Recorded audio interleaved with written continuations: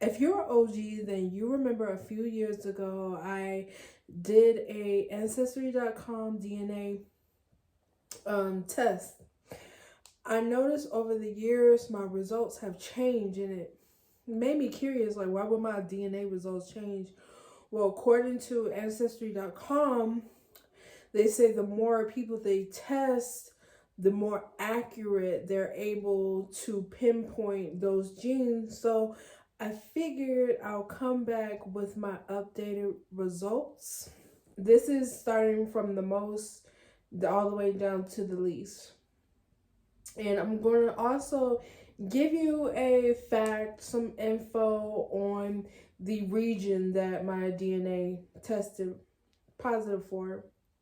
Now, I'm 44% Nigeria, which is the most populous the most populous country in Africa, where more than 168 million people live. It has a rich ethnic diversity.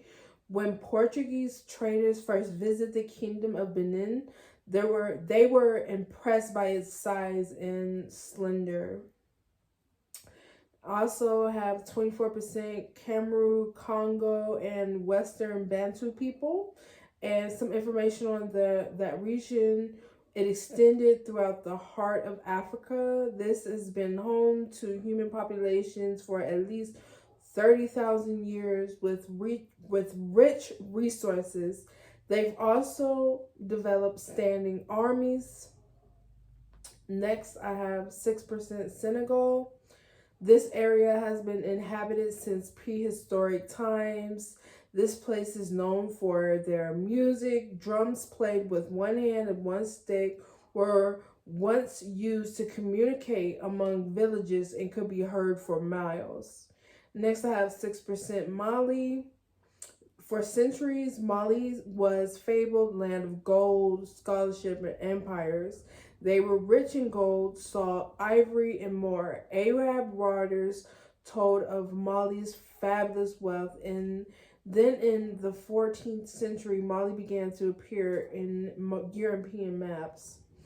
Next is 6% Benin and Togo. In the 1600s, this area became the top suppliers of slaves to the New World. They also established the Kingdom of Dahomey.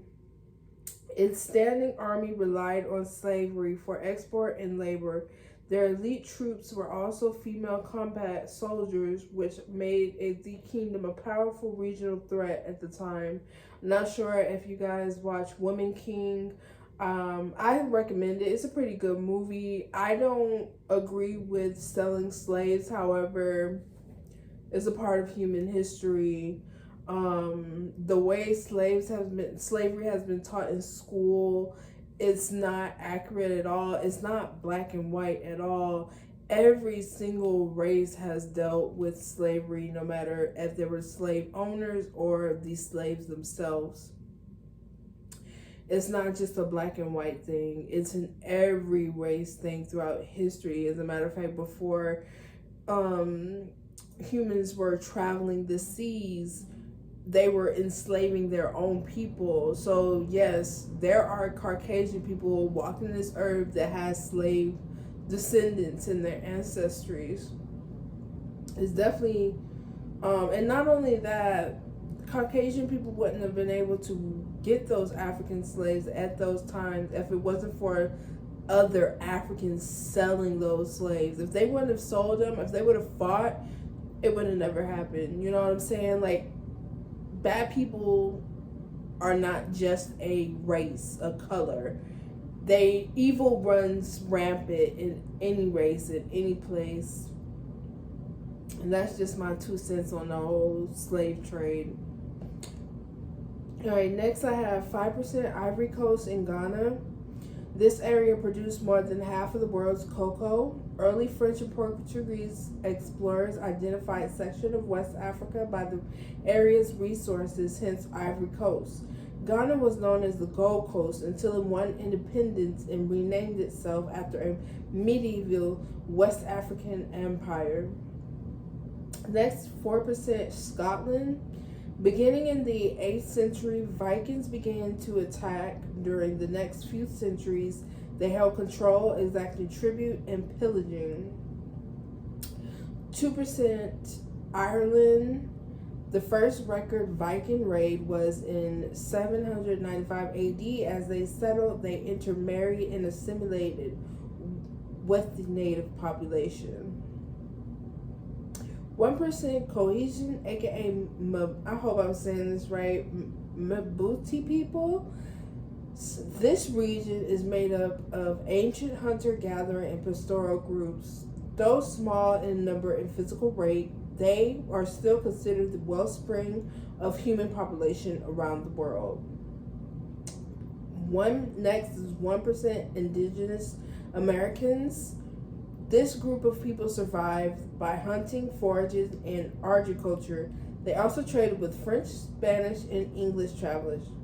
And last but not least, I have 1% England and Northwestern Europe. This area is often presented as one group of invaders after another, displacing the native population.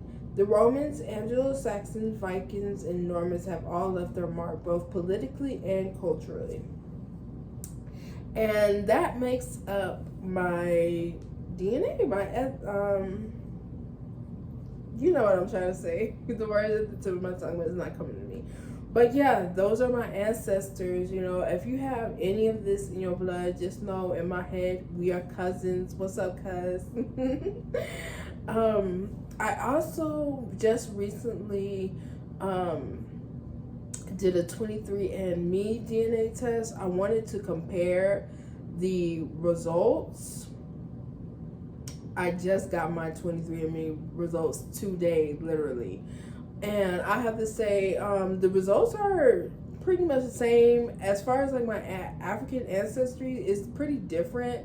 Like the other results, the 23andMe says I have like Somali, and it doesn't mention anything of Somali unless it's within because some of them have like 2 or 3 different countries like Cameroon, Congo, and Western Bantu peoples. Maybe Somali falls in that, but I definitely will be going over my 23andMe results, because they also give health DNA results and gene results, and it's quite interesting. So if you want to know deeper about my DNA, then most definitely subscribe and be on the lookout for that video.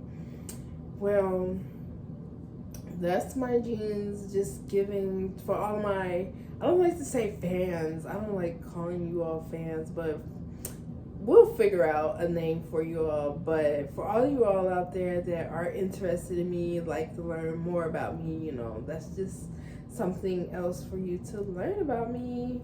All right, I'm gonna go ahead and hop off. It was nice talking to you. I will catch you on the next one. Bye.